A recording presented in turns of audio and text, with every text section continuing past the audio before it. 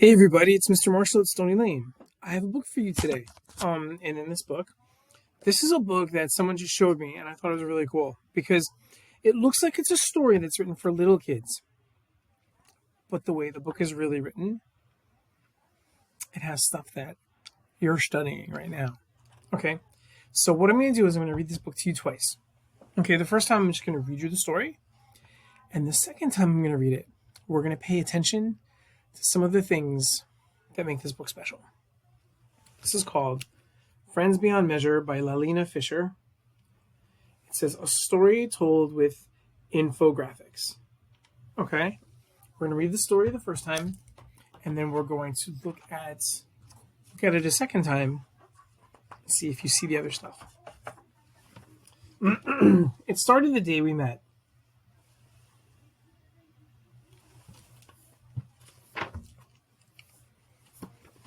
I thought the fun wouldn't last forever.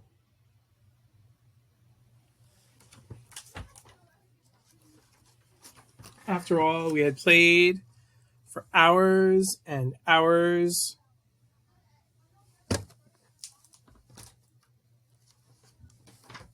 You were so good at a lot of stuff, and I was good at other stuff.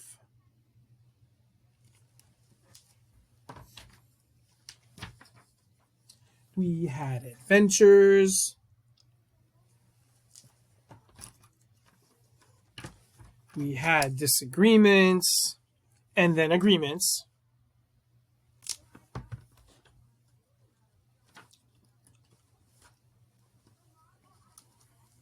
We had silly fun.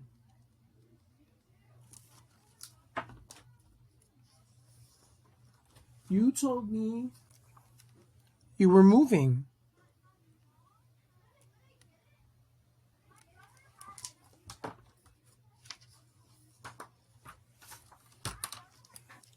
I had so many feelings.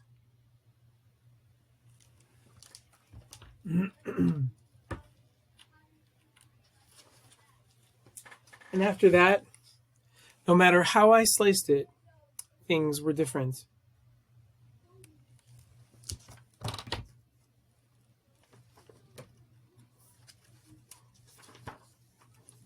And time was passing fast.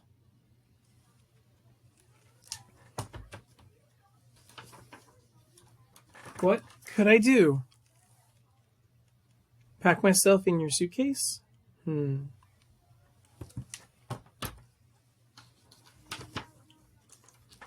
didn't want you to leave.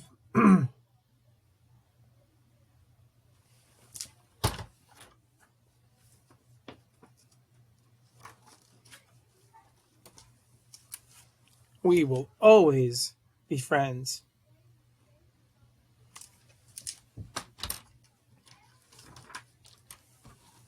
This year, next year,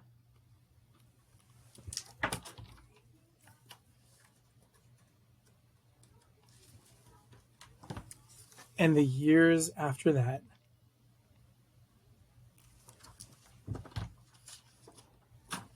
And that's the end. There's not a lot of words in this book, right? With the way the story sounds. But let's take a closer look at the infographics and what they mean. Friends Beyond Measure. Here we go. Second reading. Already when we open up the book, we see that a lot of the copyright information is written in a table. Do you see that? Those are the kinds of things that you see in the beginning of every book. And the dedication, look at the dedication, is written like a checklist. Dedication for Shelley Ann Jackson, who's a jokester, check. Educator, check. Author, illustrator, check. Mom, check. Friend extraordinaire, check.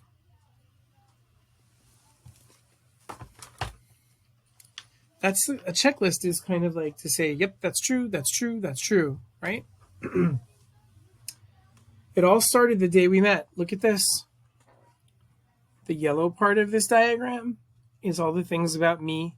The blue part is about you, and the green is the stuff that's true about us both. You know what that's called? That's called a Venn diagram. It's two circles that compares two things. And the part in the middle is the thing that's true about both. And the part on the two sides is the part that's different. Okay?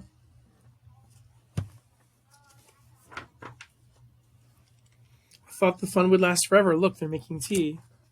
Here's a diagram of fairy tea and what it looks like. Doesn't look like something you'd want to drink, though, right?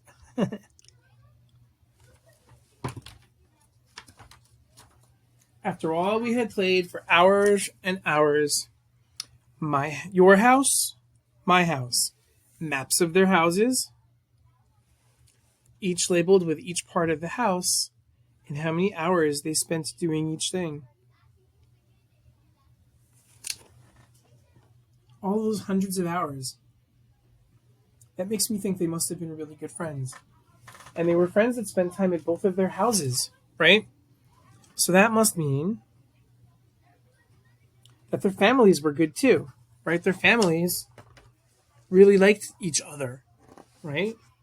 Because otherwise just one of them would have gone to the other one's house, right? You were good at a lot of stuff. Look at this. Look at this.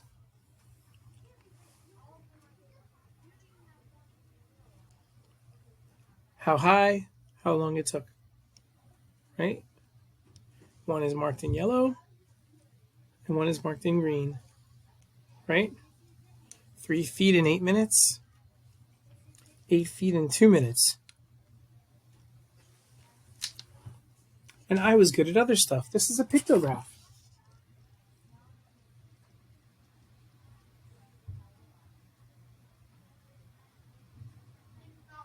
Cool, right? Tells you a lot about them. Like, we just learned that Harwin is really someone who loves horses. And Anna is someone that can climb really fast. We had adventures. Look at that timeline. Look at all the things they did from 6:03 until 8:01. Look at all those things that they did. And if you read them closely, like you see that this is what they did on Halloween.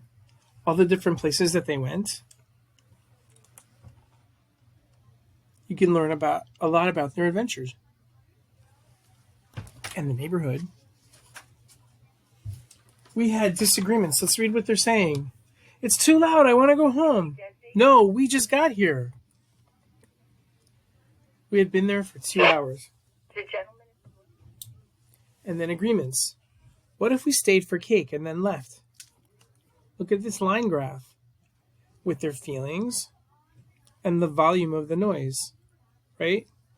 One of them is with a purple line whose comfort is getting worse and worse the louder it gets.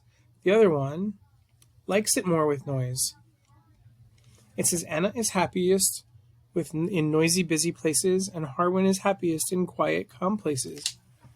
That infographic, the line graph, really helps us learn about them and their relationship.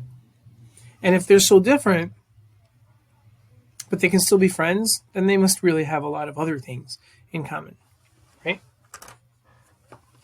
The number of chickens, it says we had silly fun. The number of chickens who learned to fly while on the moon, 9 out of 10. It tells how long it took each chicken to learn how to fly. And then here. It really shows. We had silly fun until you told me you were moving really far away. Here are all different ways that she can get there.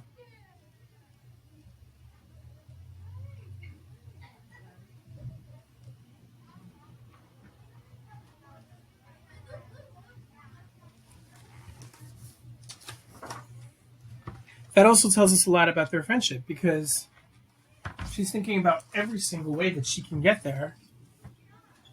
She really wants to be with her. I'll go to a horse camp there. And this is, what is this? It's a bar graph of all the different feelings she was feeling because that's true, isn't it?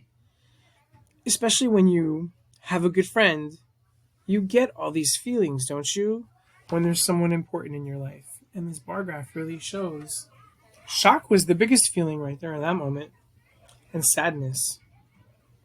Excitement is there, but it was just the smallest part because the shock was so big, right? It really helps us learn a lot about their feelings and their friendship. After that, no matter how I sliced it, 6 out of 8 play dates were watching TV, and only 2 were actually playing. It really makes you see how their friendship changed. They were worried about that. 75%, or 3/4, were not playing. These are all different ways to show that they just started kind of watching TV instead because they didn't know how to express how they felt. Things were different.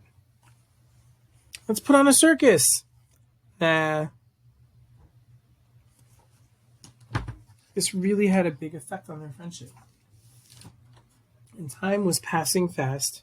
Here's a calendar.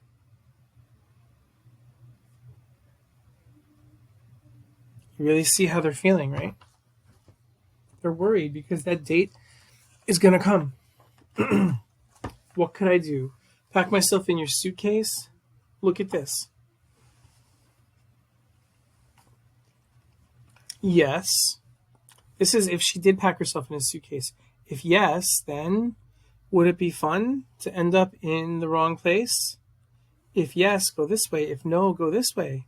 If yes, would I like getting tossed by airport workers? If yes, go this way. If no, go this way.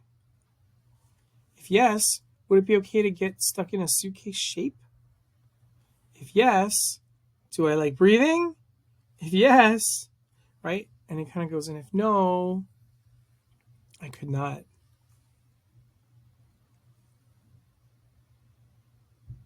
There's all these different ways that could have ended up. Isn't that true when you have an important decision to make? You wonder, well, if I did this, then what would happen? And then what would happen? And then what would happen? This is a way to write all that down.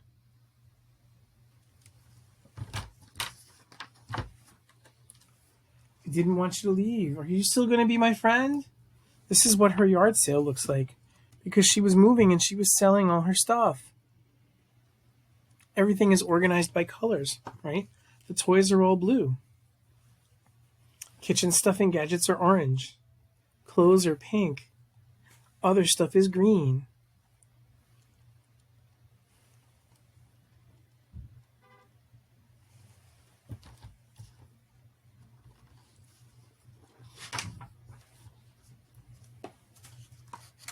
Yes, I don't want to go.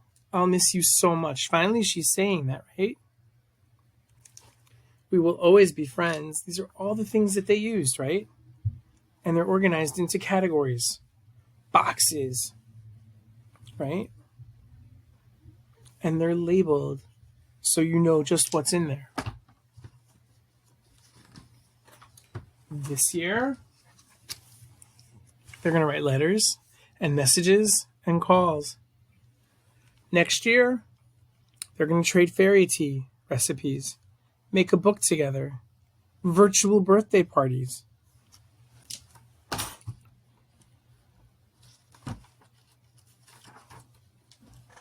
And the years after that, here's the map of all the places they're going to see.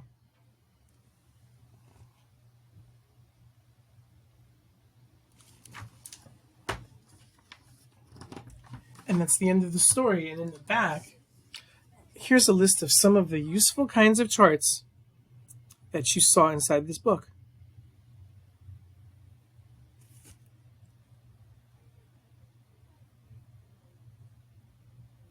So it's true.